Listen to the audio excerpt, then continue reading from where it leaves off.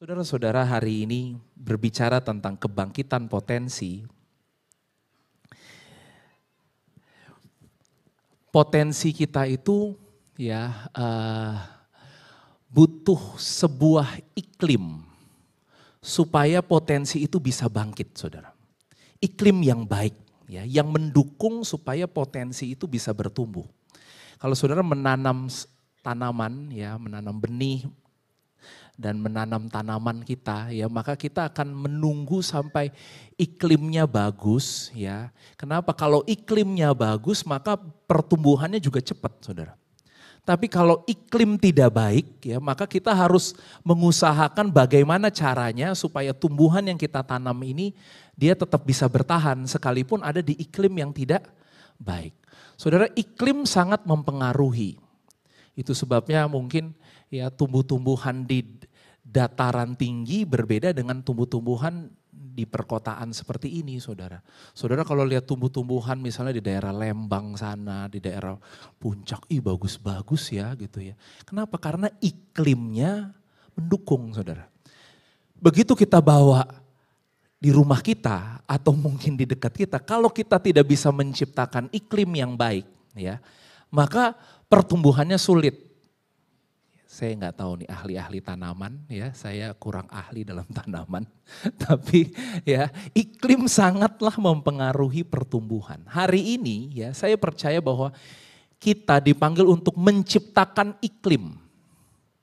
Iklim apa? Pertumbuhan potensi dalam kehidupan kita.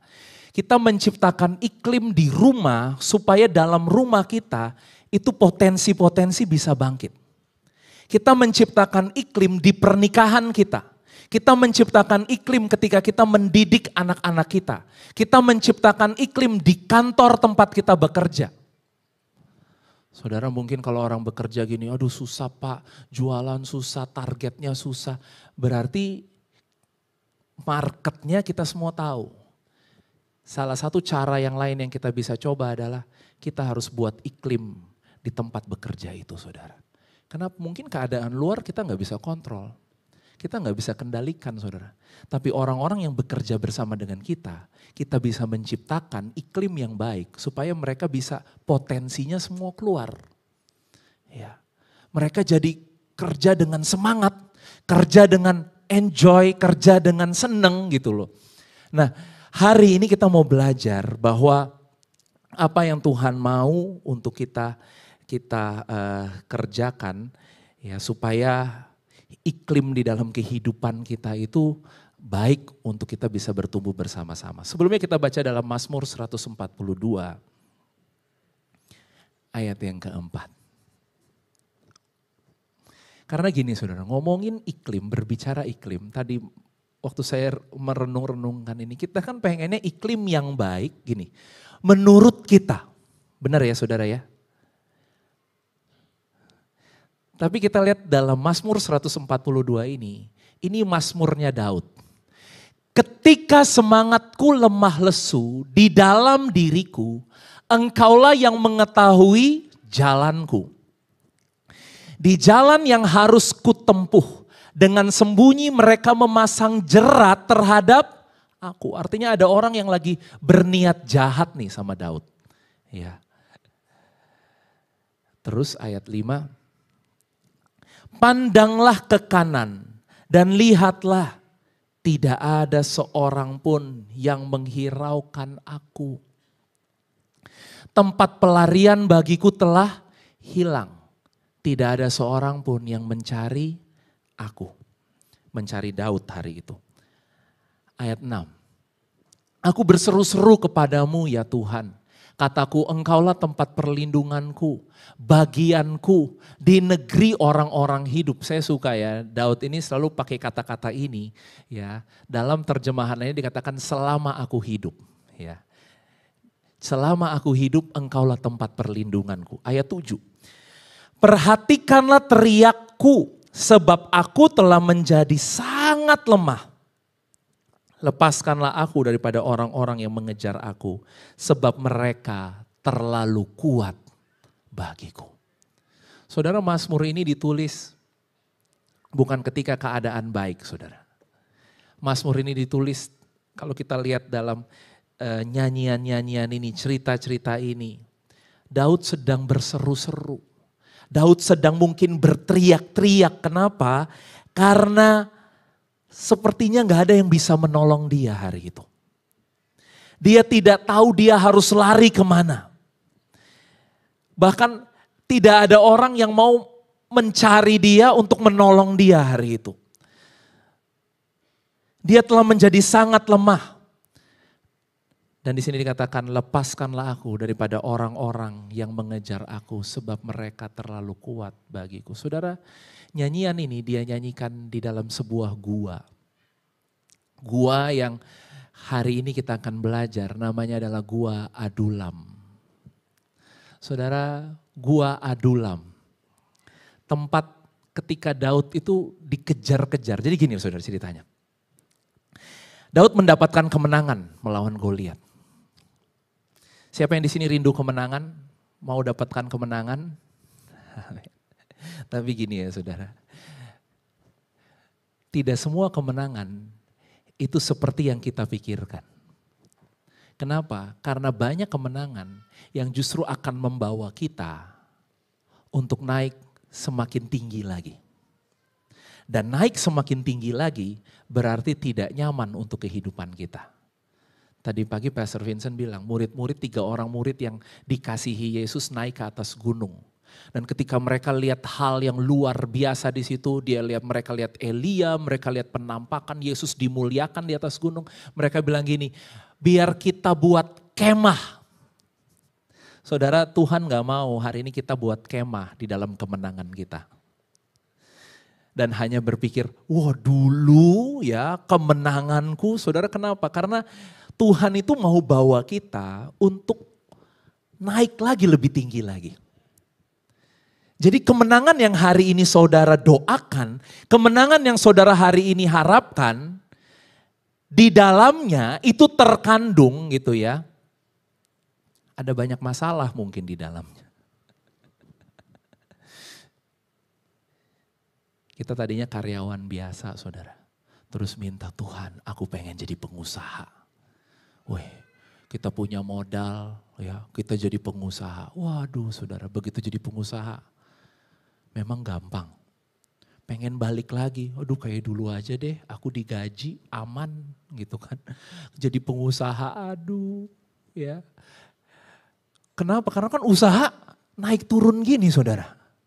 Karyawannya mau tahu nggak bosnya mengalami naik turun gini? Artinya apa? Masalahnya lebih besar.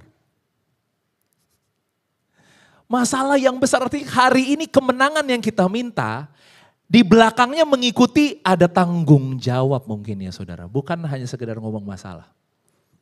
Tapi gini, Daud menang hari itu.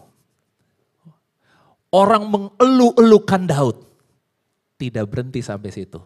Kemenangan Daud membuat sang raja menjadi panas hati saudara. Kemenangan Daud membuat dia dibenci. Kadang-kadang nanti orang kalau udah kayak gini, udah deh Tuhan gak usah menang aja deh kalau gitu deh. Kayak orang Israel ya saudara ya. Udah deh mendingan kita balik aja ke Mesir lagi deh. Di Mesir lebih baik. Lah mereka waktu di Mesir minta bebas saudara. Kenapa? Karena Tuhan mendengar seruan mereka untuk bebas. Ketika mereka bebas, mereka gak kuat untuk bebas saudara. Ternyata bebas tidak mudah.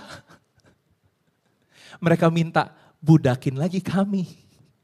Saudara Daud hari itu kemenangannya membawa dia dalam masalah. Tiap hari dia dikejar-kejar oleh Saul saudara. Dan di sini dibilangkan lawannya dia terlalu kuat bagi dia. Saul itu raja saudara. Jadi kalau dia kejar Daud itu bukan dia sendiri kejar Daud. Saudara bisa bayangin dia bisa suruh siapa saja kejar Daud. Dia bisa pakai semua kekuatannya, semua uang yang dia punya, semua teman-teman yang dia punya. Untuk apa saudara? Untuk mendapatkan yang dia mau. Jadi buat Saul hari itu mengejar Daud, itu bukan hal yang sulit. Tapi gini saudara, Daud itu ada di dalam tangan Tuhan. Saul tidak bisa mendapatkan Daud. Ya. Dan apa yang terjadi? Daud lari dari kota ke kota. Kenapa? Karena di negerinya nggak mungkin dia ada di situ, saudara. Ya mungkin negerinya hari itu sudah jadi tempat yang paling tidak aman buat Daud. Satu-satunya tempat yang aman buat Daud adalah tempat musuh, saudara. Dan apa yang terjadi? Dia lari ke sebuah kota di Gad. Dan sampailah dia kepada Raja Akis, raja kota Gad itu. Ya. Dia baru sampai di kota itu, dia udah denger bisik-bisikan. Ya. Saudara tahu ya, zaman sekarang ada istilah netizen gitu ya saudara ya. Udah netizen udah bisik-bisik saudara gitu ya.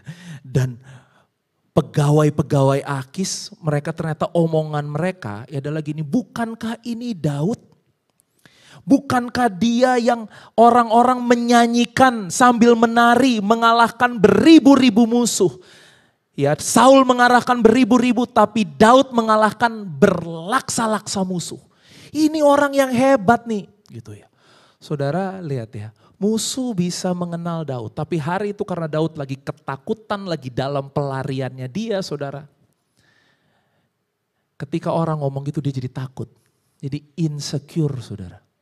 Waduh, kok mereka tahu ini aku?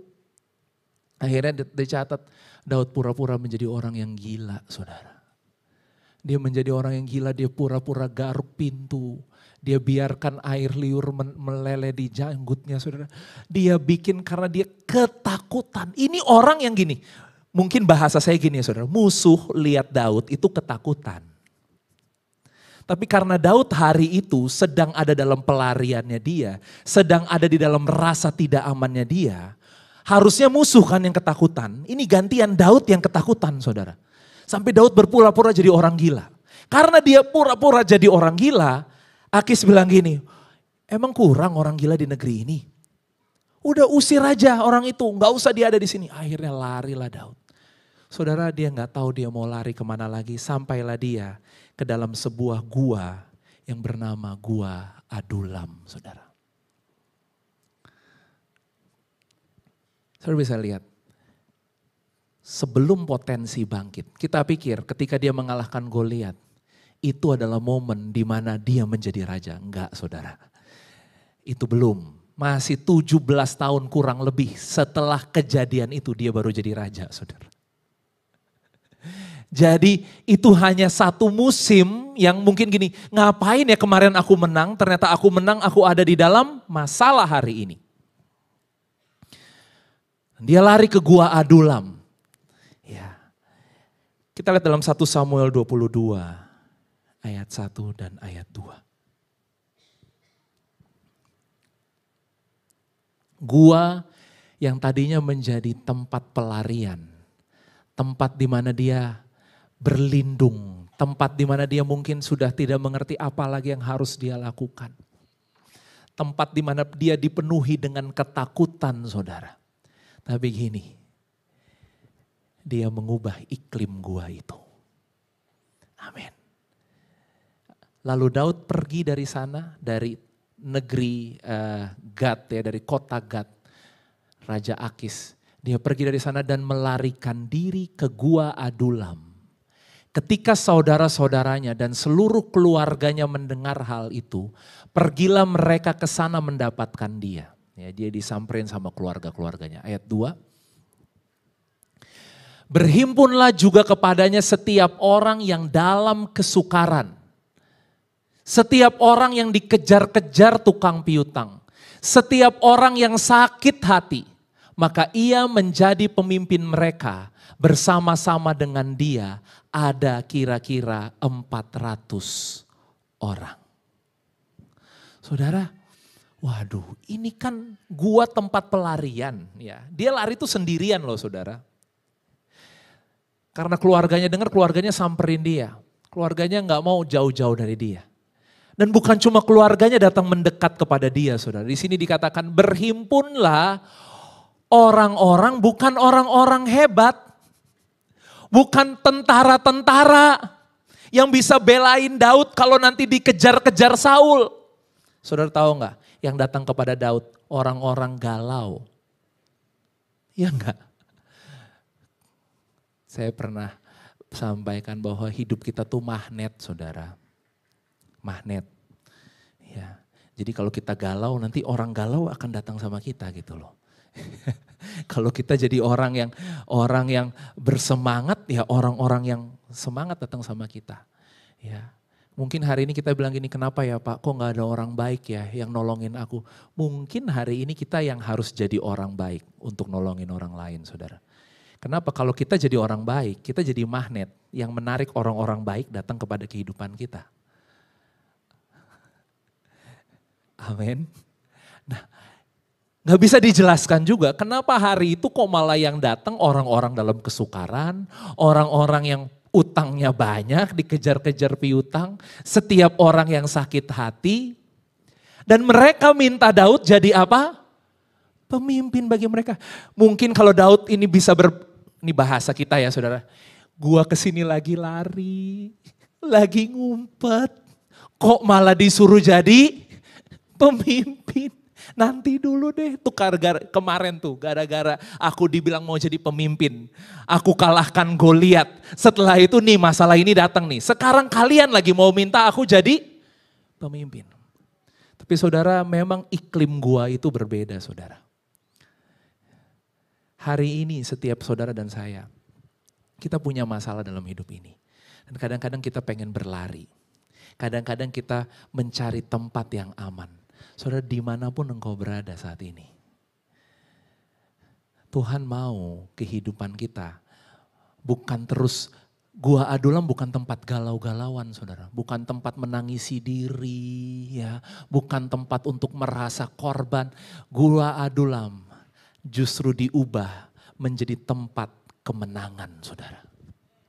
Gua Adulam adalah tempat, saudara, pasukan Daud hari itu, pasukan-pasukan kuatnya Daud, orang-orang kuat, orang-orang hebatnya Daud saudara. Mereka semua adalah orang-orang yang ada di Gua Adulam ini. Wow. Pasukan yang pada akhirnya akan mengalahkan kota-kota saudara. Ya, artinya Daud mungkin di sini ya bukannya menangisi diri, mengasihani diri. Mungkin di sini Daud malah ngajarin mereka strategi perang gitu ya. Mungkin di sini Daud malah mengajarkan mereka memegang senjata gitu ya saudara. Orang-orang yang harusnya mereka dalam pelarian. Ini tempat pelarian. Saudara, beberapa minggu yang lalu kita baca ayat ya di dalam Matius 5. Dalam Matius 5 ayat 14 bilang gini, kamu adalah terang dunia, kota yang terletak di atas gunung tidak mungkin tersembunyi. Amin. Daud pengen ngapain saudara di Gua Adulam?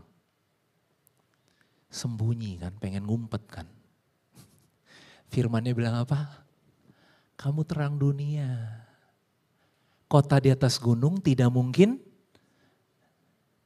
Jadi hari ini yang berpikir mau ngumpet, yang berpikir mau sembunyi, yang berpikir mau gini, aduh aku kayaknya pengen perlu istirahat deh. Aku kayaknya pengen off dulu, aku kayaknya pengen enggak pelayanan dulu, aku kayaknya pengen. Saudara, kita itu sudah terlanjur dijadikan Tuhan hari ini untuk bersinar dan tidak mungkin tersembunyi. Gini saudara, saya mau bilang gini, bersembunyi itu bukan rencana Tuhan untuk hidupmu. Bersembunyi itu bukan tempatmu. Amin. Tempat kita kan kita tahu, tahun lalu, 1 tahun, sepanjang tahun kita bahas tentang rumah. Supaya kita tahu di mana seharusnya pikiran ini, hati ini tinggal. Artinya pikiran dan hati ini gak seharusnya tiap hari cari, udah deh aku pengen lari aja, mungkin aku pengen lakukan ini deh. Pusing mikirin yang itu gitu ya. Mungkin aku mau cari kesibukan yang lain dan lain-lain. Saudara, hari ini desain kita bukan untuk bersembunyi. Sekalipun Daud mencoba bersembunyi, orang-orang yang sakit hati, orang-orang yang berhutang, orang-orang yang tertolak, orang-orang yang mungkin dunia ini udah bilang gini, udah kamu loser, kamu orang yang kalah, kamu orang yang gagal. Saudara, tapi orang-orang itu datang kepada Daud. Dan gua itu adalah gua di mana Daud membangkitkan banyak jiwa-jiwa. Amin.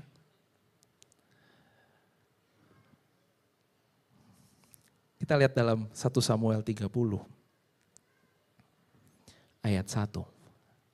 Saudara, ceritanya gak selesai, bukan tiba-tiba ya.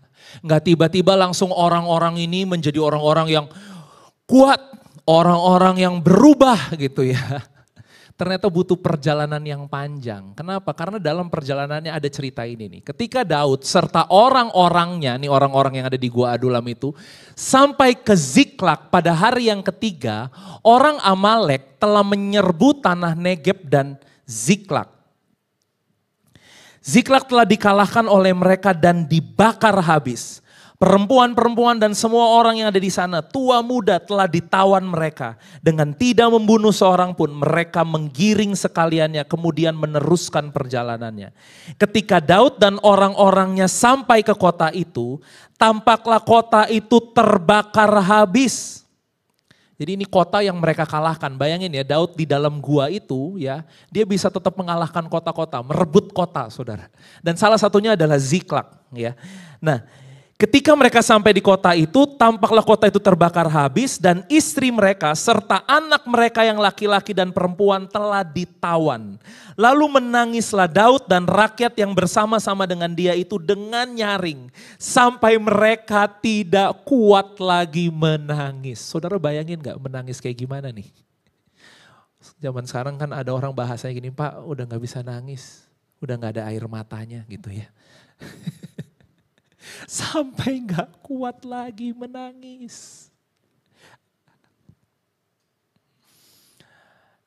Ayat 5. Juga kedua istri Daud ditawan, yakni Ahinoam perempuan Yizrael dan Abigail bekas istri Nabal orang Karmel itu. Ayat 6. Dan Daud sangat terjepit karena rakyat mengatakan hendak melempari dia dengan batu. Seluruh rakyat itu telah pedih hati, masing-masing karena anaknya laki-laki dan perempuan. Tetapi Daud menguatkan kepercayaannya kepada Tuhan Allahnya. Saudara, dia mau bangun orang-orang, dia mau jadi berkat buat orang-orang. Di tengah hari itu dia dalam pelarian, di tengah hari itu dia lagi dikejar-kejar, saudara. Tapi apa yang terjadi? Ya, orang-orang yang Daud bantuin, yang Daud tolong, mereka ini kan orang-orang yang hatinya luka. Jadi ketika istri mereka, anak-anak mereka ditawan, mereka balik, mereka bilang sekarang kita mau bunuh kamu Daud. Ini gara-gara kamu nih. Saudara lihat jadi Daud hari itu. Tapi singkat cerita kalau kita baca terus, Daud merebut kembali kota itu, Daud membuat sebuah kemenangan yang gilang gemilang luar biasa. Merebut kembali istri-istri, anak-anak yang ditawan, semua dia kembalikan kembali. Saudara gini, hari ini mungkin kita lihat Adulam sebagai tempat, saya udah gak tahu mau kemana lagi Pak. Saya udah gak tahu mau buat apa lagi Pak dalam hidup ini. Saya bingung, tapi gini saudara, mari kita sama-sama ubah iklim Gua Adulam kita. Jadikan tempat itu tempat di mana engkau akan menjadi berkat buat banyak orang. Kita tidak mungkin tersembunyi. Kita tidak mungkin tersembunyi. Kita itu diciptakan untuk menjadi terang, saudara. Amin. Jadi hari ini mungkin yang datang sama kita, kalau Daud boleh milih hari itu, boleh gak milih orangnya yang kuat-kuat lah, yang kaya-kaya lah, yang hebat-hebat lah. Tapi hari itu yang datang kepada dia orang-orang yang bermasalah semua. Tapi tidaklah satu kebetulan saudara, untuk hari itu Daud bertemu dengan orang-orang yang seperti orang-orang yang dia pimpin di Gua Adulam itu. Jadi bagaimana cara membuat iklim untuk pertumbuhan potensi kita? Siang hari ini saudara, lihatlah orang-orang yang ada di sekeliling kehidupanmu hari-hari ini. Dan mulailah bangun mereka. Pak, orangnya kayak gini Pak, ya memang harus kayak gitu saudara. Amin. Yang di Gua Adulam tuh bukan orang-orang yang bisa menolong Daud. Daud yang tolong mereka malah saudara. Tapi hari itu disitulah mujizat, disitulah perjalanan Daud menjadi raja saudara. Amin. Kita nggak pernah tahu perjalanan hidup kita saudara. Hidup ini season, musim. Kita nggak pernah tahu mungkin ini musim kita menabur, nanti ke depan musim kita menuai. Tapi sambil kita menuai kita juga lagi nabur juga. Nanti kita nuai juga. Jadi musim, firman Tuhan dalam pengkhotbah bilang ini, musim menabur dan menuai itu nggak akan pernah berhenti dalam kehidupan. Itu sebabnya tabur yang baik. Minggu lalu saudara, taburlah kehidupan di dalam roh setiap hari. Kenapa? Karena setiap hari adalah taburan. Daud gak pernah tahu kalau orang-orang yang tadinya galau, yang tadinya gini aduh gitu aja nangis gitu ya. Orang-orang yang kayaknya lemah, orang-orang yang kayaknya gak kuat. Daud gak pernah tahu bahwa mereka akhirnya menjadi pasukan-pasukan yang kuat. Menjadi orang-orang yang bisa merebut kota. Saudara, potensi dalam diri seseorang itu gak ada yang tahu saudara. Tadi pagi Pastor Vincent sampein seorang pendeta Miles Monroe ya saudara ya. Luar biasa. Dia punya banyak buku dan dia bilang gini, dia punya kakak saudara. Waktu dia kecil, kakaknya itu gendong-gendong dia. Dan kakaknya adalah kakak yang baik, kakak yang bertanggung jawab. Kesaksian kakaknya gini, saya gak pernah tahu bahwa yang saya gendong dulu itu adalah seorang yang akan mengubahkan dunia. Orang yang gerejanya itu ada di seluruh dunia saudara.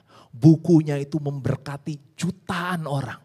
Dia gak pernah tahu. Saudara, hari ini, tadi pagi potensi itu gak kelihatan. Makanya disebut potensi.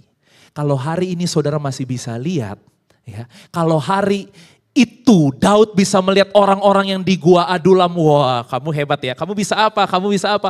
Wah saudara, itu bukan potensi.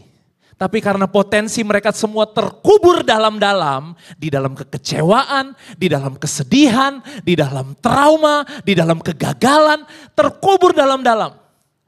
Tapi Daud bikin iklim yang baru saudara. Dan iklim itu yang menumbuhkan setiap potensi dari pasukan-pasukan itu. Yang pertama, kita akan jadi berkat buat jiwa-jiwa. Bangun orang-orang yang di sekitar kehidupanmu sekalipun hari ini engkau ada di Gua Adulam. Yang kedua saudara, justru Gua Adulam adalah tempat kita untuk bisa melihat dengan lebih jelas. Sekali lagi, Gua Adulam adalah tempat saudara dan saya bisa melihat lebih jelas tentang kehidupan kita. Kadang-kadang kita tidak bisa melihat dengan lebih jelas di tengah kesuksesan kita saudara. Kadang-kadang mimpi yang besar itu malah lahir di dalam kesulitan, di dalam kesusahan kita. Jadi jangan jadiin Gua Adulam tempat galau ya, yang anak muda-muda gitu ya. Galau nih kak gitu ya. Saudara, jadikan Gua Adulamu sebagai tempat untuk engkau melihat dengan jelas. Saya suka banget ayat ini dalam Yesaya 6. Yesaya 6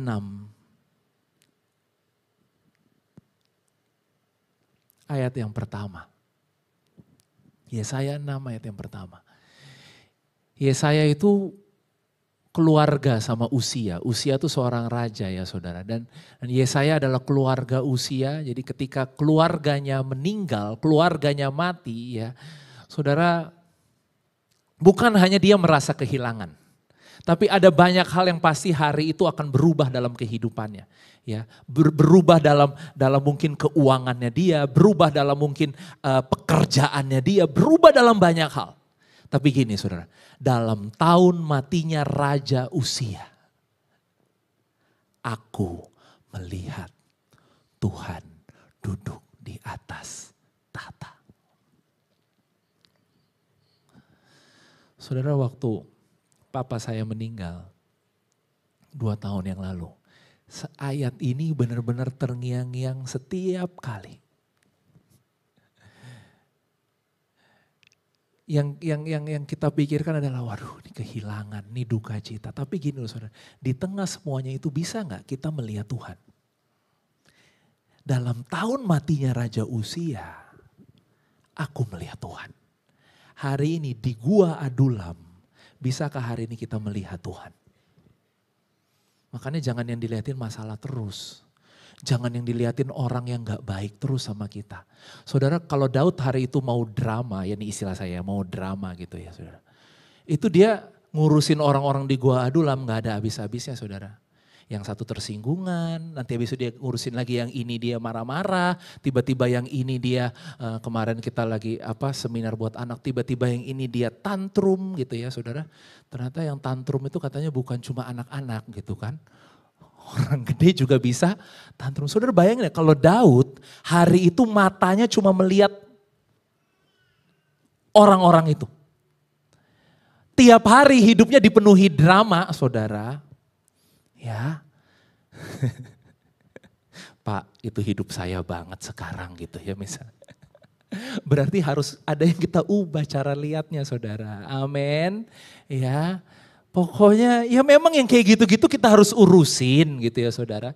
Tapi jangan lupa, jangan sampai mata kita gak bisa melihat apa yang Tuhan mau kerjakan yang besar di depan kita. Hanya karena cuma ngurusin, aduh dia tersinggung lagi. Gantian nanti yang ini, gantian yang ini, balik lagi ke dia lagi gitu kan. Saudara ngurusin seperti itu gak ada habisnya. Hari ini poin yang kedua adalah gini, kita perlu mimpi dari Tuhan. Karena mimpi itu yang menarik kita. Supaya kita gak hanya sekedar muter-muter aja di Gua Adulam gitu saudara. Daud sekalipun dia ada di Gua Adulam, dia bisa menata ulang, dia bisa memikirkan, dia bisa melihat mimpi yang Tuhan sediakan bagi dia. Itu sebabnya saudara, normalnya gini, kan dia dikejar-kejar Saul, mau dibunuh, hidupnya jadi berantakan, keluarganya jadi mungkin dia gak bisa jadi ayah yang baik, suami yang baik karena mungkin dia tiap hari harus pergi perang, dia harus membela orang-orang tadi yang patah hati galau-galau itu yang ikut dia gitu ya saudara. Hidupnya jadi berubah saudara. Nah harusnya normalnya ketika Saul dikasih Saul tuh udah 2 kali loh saudara. Saul lagi duduk dan ya Daud udah tinggal bunuh dia. Bahkan pahlawan-pahlawannya Daud, orang-orangnya Daud bilang ini udah waktunya Tuhan kasih Saul buat kamu. Ini waktunya masalah kita semua selesai. Ini waktunya terobosan. Saudara, Daud karena dia punya mimpi. Ini. Kalau kita gak punya mimpi, hidup kita akan drama. Cuma ngurusin yang muter-muter itu aja. Daud punya mimpi. Daud bilang gini, enggak. Aku tahu bukan seperti ini caranya. Ini darah orang yang diurapi Tuhan. Dan aku gak mau darah orang yang diurapi Tuhan itu ada di tanganku. Bahkan sampai pahlawan-pahlawan Daud bilang ini, udah biar kita aja yang bunuh. Kalau kamu gak mau bunuh, kamu gak mau mengotori tanganmu, kita aja yang bunuh. Daud bilang enggak. Dia orang yang diurapi Tuhan. Jangan sentuh orang yang diurapi Tuhan. Kenapa? Daud tahu caranya harus seperti apa. Minggu yang lalu kita juga belajar tentang Yusuf saudara. Yusuf tahu caranya harus seperti apa. Saudara, contoh terakhir ya, dan kita akan tutup dengan contoh ini. Yusuf itu ditolak, disalah mengerti, difitnah, dimanfaatkan saudara. Semua yang buruk-buruk terjadi dalam kehidupan Yusuf di hari itu. Sampai mungkin Gua Adulam buat Yusuf hari itu adalah penjara saudara. Dia harus masuk penjara. Mimpinya istana, masuknya penjara. Tapi tadi seperti apa yang Daud lakukan ya. Jangan berhenti jadi berkat. Di penjara dia ketemu juru makanan dan juru minuman raja. Apa yang terjadi? Dia bantuin juru makanan minuman, dia artiin mimpinya. Setelah itu mujizat terjadi, mujizat gak terjadi. Ini kata-katanya saudara, dia dilupakan. Enak dilupakan? Gak enak. Katanya kamu mau ingat aku kalau kamu udah kembali ke istana. Mana? Dilupakan saudara. Itu Gua Adulam Daud. Tapi Yusuf. Tapi ingat saudara. Yusuf terus mengarahkan matanya kepada mimpi yang Tuhan sudah kasih. 2 tahun kemudian Juru minuman akhirnya ingat sama dia. Dan membawa dia ketemu dengan raja ketika raja punya mimpi yang besar. Saudara, di hadapan raja dia berdiri. Dan saudara, hari itu dia bukan hanya berdiri. Karena dia adalah orang yang punya mimpi. Orang yang Tuhan kasih visi yang besar, mimpi yang besar. Saudara. Dia bisa jelaskan dengan luar biasa. Dan raja cuma bilang ini, kita gak mungkin dapat orang yang diurapi Tuhan seperti ini. Udah, jadikan dia kuasa atas seluruh kerajaanku. Semua orang harus mendengar perkataannya dia. Saudara, gak tiba-tiba di momen itu Yusuf menjadi orang yang pinter, saudara. Benar gak? Yusuf sudah membangun dirinya puluhan tahun, bahkan dari masa kecilnya. Membangun mimpinya dia. Dia terus mau melihat. Sekalipun dia dibuang ke sumur, dia terus mau melihat mimpi. Sekalipun dia dijual, dia terus mau melihat mimpi. Sekalipun dia digodain istri Potifar, dia terus mau melihat mimpi. Sekalipun dia difitnah dan masuk penjara, dia terus mau melihat mimpi. Sekalipun dia dilupakan, dia terus mau melihat mimpi. Ketika waktu itu tiba, Daud berdiri di depan raja dan raja gak bisa ngomong. Raja bilang, ini orangnya. Orang yang aku butuhkan. Saudara, Yusuf dan Daud memiliki perjalanan untuk mereka sampai di istana. Hari ini ada perjalanan untuk kita dalam kebangkitan potensi. Tapi dua hal tadi, maukah kita menjadi berkat buat orang-orang di sekitar kehidupan kita? Dan yang kedua, maukah mata ini terus mengarahkan, terus diarahkan kepada mimpi? Apa yang Tuhan mau lakukan? Dalam tahun matinya Raja Uzia, Yesaya tetap bisa melihat Tuhan. Dan karena apa yang dia lihat itu, dia tahu perjalanannya ke depan. Dia tahu season ke depan, apa yang Tuhan akan bawa dalam kehidupannya. Bahkan bukan hanya untuk kehidupannya, untuk bangsa Israel saat itu. Saudara, hari ini saya tidak tahu di manakah gua Adulam kita. Tapi kalau hari ini kita melihat sebagai gua tempat pelarian, Tuhan tidak pernah melihat sebagai gua tempat pelarian. Boleh gak saya katakan bahwa itu adalah gua tempat Tuhan mempersiapkanmu. Amin. Boleh lihat kiri kanannya, senyumin dikit gitu ya saudara ya. Tempat persiapan, bukan tempat pelarian. Amin. Udah gak tahu nih Pak mau ngerjain apa lagi gitu kan. Tenang, Tuhan lagi persiapkan kita. Sekalipun hari ini tidak kelihatan. Mari kita bangkit berdiri bersama-sama.